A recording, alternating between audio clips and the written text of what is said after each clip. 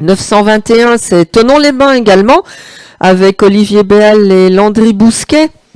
Et l'autre, je ne vois pas.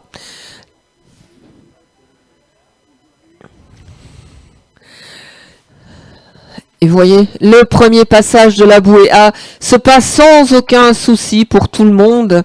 Et donc, on va continuer à suivre ces équipes. Je vais une fois relancer le tracker, on ne sait jamais.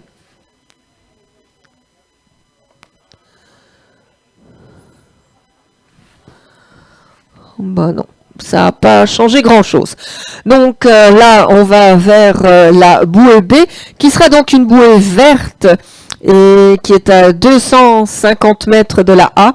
Donc un tout petit bord pour faire, ce qui veut dire que les bateaux peuvent se regrouper, mais pas de souci là pour Thonon-les-Bains qui a déjà passé la bouée. Ensuite, on a un bateau mixte parce qu'ils n'ont pas tous les mêmes avirons.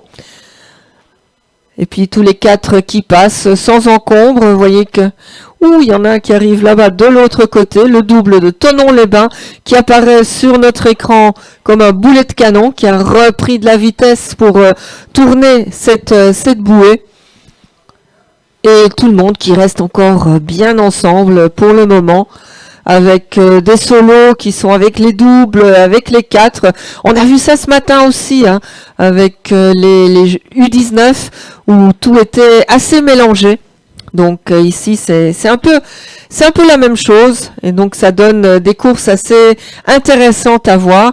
Aussi intéressant de voir les virements, que vous ayez un barreur ou pas. Regardez avec quelle facilité ce 4 tourne.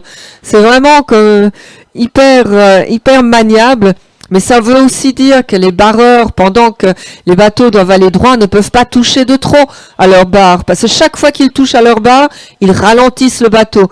Donc il faut vraiment faire attention, être précautionneux, pas de faire des gros mouvements avec la barre, ou sinon on arrête tout simplement le bateau.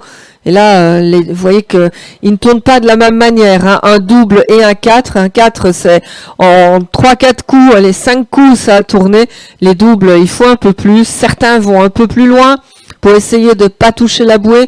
Comme il n'y a pas beaucoup de vent, c'est moins gênant. On risque pas de se faire projeter sur la bouée, chose qu'on avait vu l'année passée. Les gens qui essayaient de couper au plus court et puis qui se faisaient empêtrer dans la bouée parce qu'il y avait le vent qui les poussait dessus. Donc là, on n'est pas de souci de ce côté-là. Le seul souci pour les rameurs pour l'instant pourrait être la pluie, mais bon, c'est un sport d'extérieur, donc on est habitué à ramer dans toutes les conditions. Je pense que quasi tout le monde est passé la bouée verte, donc la bouée B, et le bord suivant est de 400 mètres pour arriver à la bouée C, qui est de nouveau une bouée orange. Et à ce moment-là, ils partiront pour un bord de 850 mètres vers les deux bouées jaunes, les grosses bouées jaunes du départ, pour faire ce petit pif-paf qui met un peu de piment dans cette course.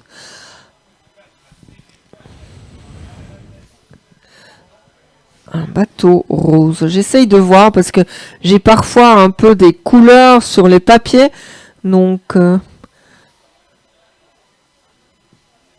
Et là, je vois plus rien. Il n'y a plus d'image. Donc, l'air, voilà. Il ressort de la brume. Oui, mais là, il y en a un qui a solidement poussé. Il suffisait que je le dise, qu'il n'y avait pas de problème avec les bouées. Et vous voyez, c'est pourtant un 4, mais qui a été tapé dans la bouée. Le bateau s'est complètement arrêté. Ça veut dire qu'il faut tout relancer. Les bateaux d'aviron de mer étant plus lourds, on a le barreur aussi. Ça demande un effort supplémentaire.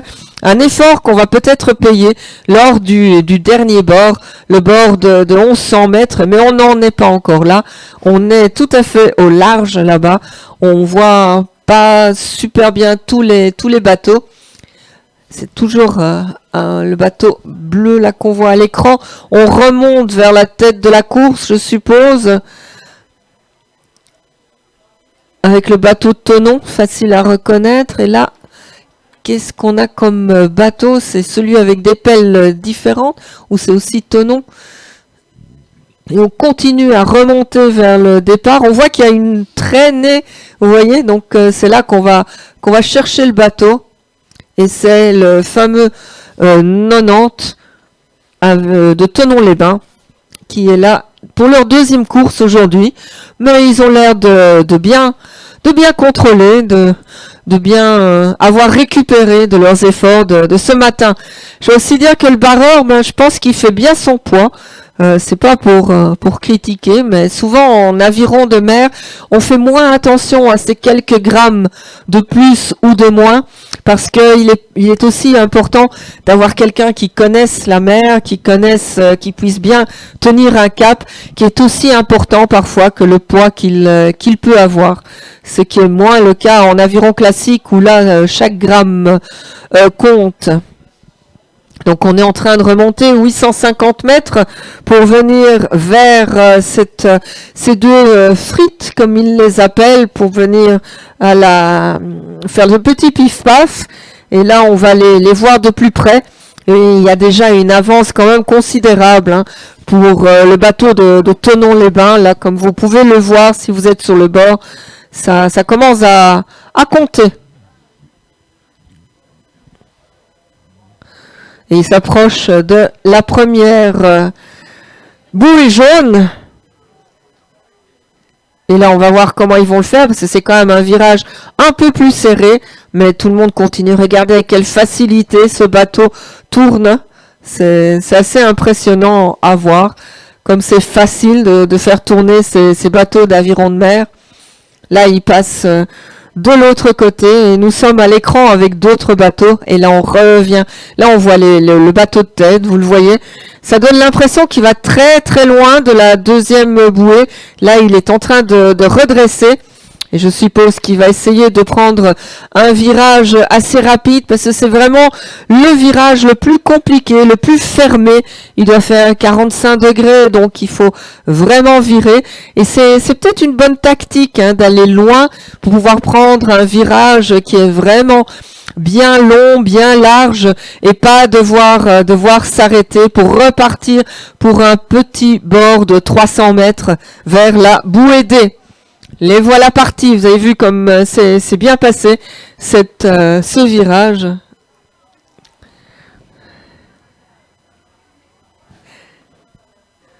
Alors, il y a un double là qui suit un 4 encore et ils prennent un peu la même technique. Vous voyez, on va au large de la bouée. Et puis le double, il va quand même très au large de la bouée. Quand on voit, il est en train de faire quelques mètres de plus. J'espère qu'il a vu où il devait tourner. Ah, il commence à tourner. Donc le 4 passe là.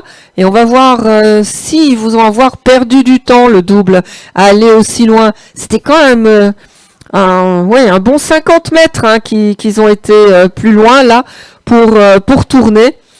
Et ça n'a pas l'air de leur avoir coûté beaucoup de temps, étant donné que la différence reste plus ou moins la même avec le 4 qui suit. Avec des avirons, avec des lignes rouges. J'essaye de regarder.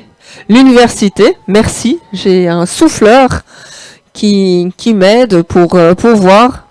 Donc, au lieu d'avoir le tracker, j'ai la directrice de l'événement qui me donne les infos.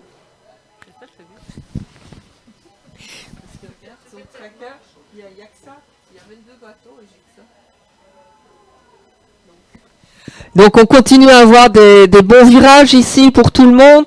Un solo déjà qui est là. Un solo qui est avec les 4.